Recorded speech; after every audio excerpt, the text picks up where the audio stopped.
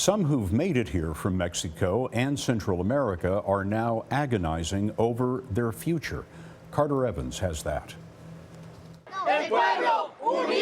Immigrants are determined to keep President-elect Trump from following through on his campaign threat to deport millions, like Yamilex Rustrian.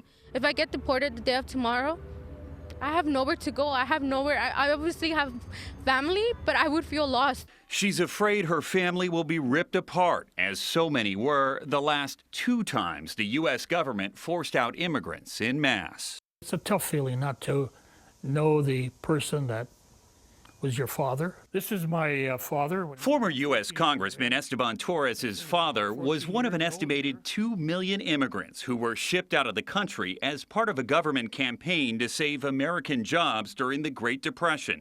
It was called Mexican repatriation. So they just rounded them all up? Rounded them all up and shipped them back to their home country. Just 3 years old, Torres was allowed to stay in the U.S. with his mother because he was born here. But roughly 60% of those sent across the border were American-born children. It was rough. I remember living in shacks, you know. My mother couldn't afford anything better. And it all happened again in the 50s during Operation Wetback, when another 250,000 immigrants were sent back across the border. UCLA professor Raul Hinojosa Ojeda.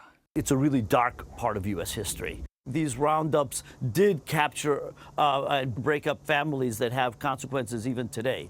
Torres never saw his father again. It left me with a taste of how cruel authorities can be. He just hopes President Trump doesn't repeat history. Carter Evans, CBS News, Los Angeles.